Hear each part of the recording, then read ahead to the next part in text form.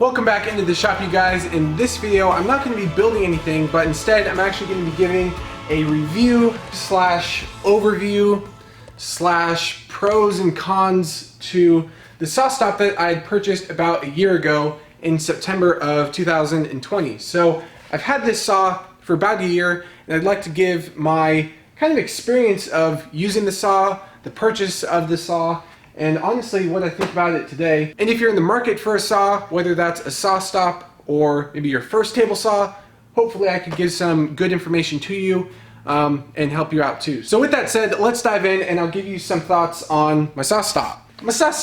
And now, because I have to say this, and if I don't, there's going to be people that say I'm a liar. This is not a sponsored video. I am not in any way affiliated with SawStop at all. They did not give me the saw. They did not purchase the saw for me. I spent my own money with it. So just know that going forward in the video that it's just my honest opinion as a consumer, just like you guys. So the first thing I'll kind of tell you about is why I actually got a SawStop in the first place.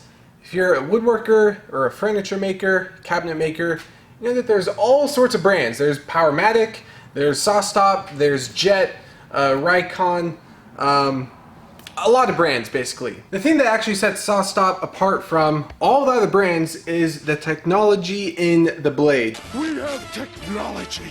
I'm probably beating a dead horse with going on about this, but if you touch the blade while the blade's running, then it's going to go down and it's going to save your finger. Now, apart from the technology, the actual quality of this saw, in my opinion, is on par with all of the other brands, if not a little bit higher.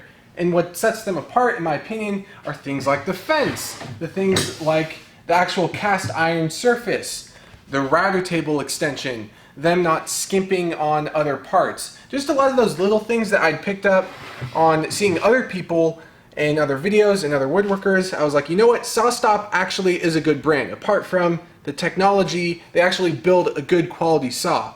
And I think that's an important thing to consider because there are many other brands out there that they build a good saw, but then when you actually get into it, the actual quality isn't there. But with this, I'd say that it is. And so the main thing that you're probably thinking about with a SawStop is the cost. And now I have to say, I'm not gonna sugarcoat this at all. This saw is expensive. This saw, with the router table, the extension, the overarm dust collection, the mobile base, all that stuff, I think it was just over $6,000. Just the saw itself was about $4,000.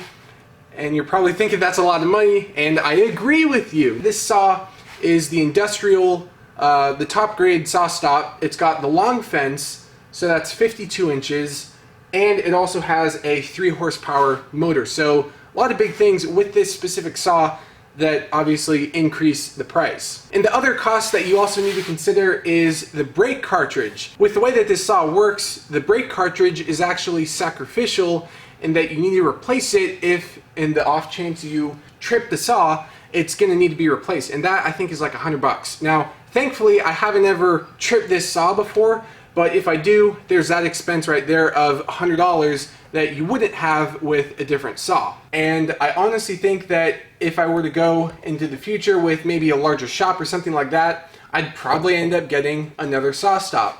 In my opinion, it's actually a justifiable purchase in that the quality of the saw is good. It makes the workflow and efficiency here in the shop much better with a larger saw. And with projects like Wallzilla that you saw on the channel late last year, I wouldn't have been able to do any of that type of stuff, larger stuff, without this type of saw. So I've had this saw for about a year, and I've had, I think, 3 or 4 other table saws before this, so I kind of know my way around how a table saw works. With this one, I'd say that there are a couple things that really actually set it apart from other saws that I've used. Number one being the fence in the squareness, accuracy, the ability for it to actually just stay there and not move. That is up there in probably number one. Number two being probably the dust collection on the guard right here. The arm itself is really good. And typically what you get with another saw is just a cheap plastic guard that looks a lot similar to this, but I can tell you it does nothing, and if anything, it prevents you from actually seeing the blade, and it causes a little bit more of a safety issue than you might think. Now, with this, it actually does save the dust, and it also saves your fingers from getting too close. Now, all the sawdust on the surface of the saw was actually from me using it without the overarm dust collection. I'd put this back on for the sake of the video, but I guess I could show you how quickly you can actually remove this and put it back in. So this we could maybe put like a timer or something on the screen, but you just bring these little clips up, and then it literally just comes out like that. You can put in the other riving knife, or maybe switch out your blade, put in a dado stack, something like that, and then there you go. And then this pipe also comes out like that.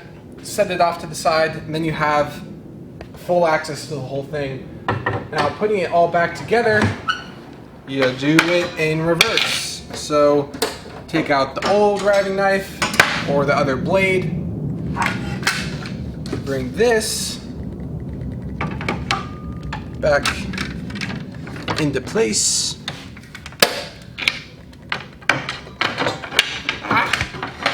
Come on, I'm trying to do it fast. And just like that, it's back in place. And the third thing I'll probably tell you about is the mobile base. So the way that this works, and because this is the industrial version of the saw, it actually is a hydraulic, and you just jack it up with your foot like this. There's a small hydraulic press on the bottom there that lifts the whole base up and puts it on the casters right there, and then you have the ability to wheel this whole thing around. Now, I guess I'll let this kind of speak for itself, but if you want to know whether a router table is good or not, just run one of these bits through it. This is a raised panel bit for making cabinet doors, and back in, I think it was December when I did the wall unit, Wallzilla, I'd ran several parts of this through the router table on here, and I have to say that it worked it like a champ. It was so good. It was honestly really impressive. There was no chatter, there was no adjustment or anything I had to do to it. It literally just was as simple as raising it up, tightening the bit down, adjusting the fence, and then running the parts through. And it just kind of goes to show that if you invest in something like this, it's really not going to disappoint you. I found that actually having the ability to run stuff in this direction also while using the saw has been really good. The fence for the router table can be removed.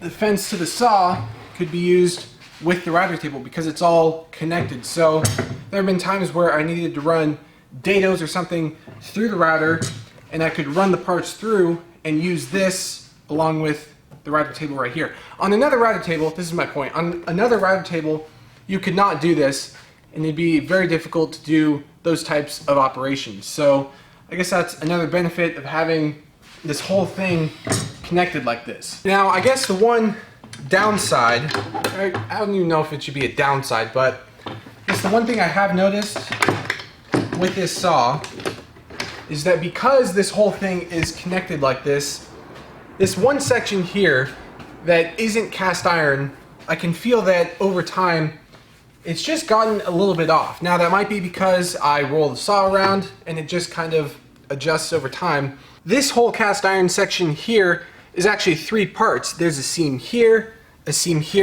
and so there's multiple parts. And I feel like it would have been not that much harder to make this whole section here also cast iron. And honestly, if that's the only downside to owning this saw, then I say that's really not all that bad.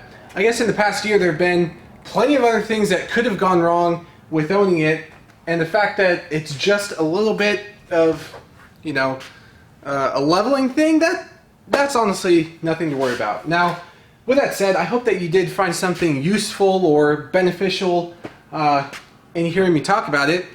If there's any other comments or questions you had about this, do leave that down below. I'd be happy to answer any of those that you do have. I've had this for about a year. I plan on keeping it here in the shop for many years to come. Now, speaking of the shop, I'm actually going to be doing a shop tour because I have rearranged a decent bit of the tools and equipment out here. So keep an eye out for that in the next week or two. Yeah, got a couple other projects in the works. I'm planning on sharing all that with you as well. So some fun stuff to come here on the channel in the near future. I hope you guys enjoyed this one, and I will see you in the next video.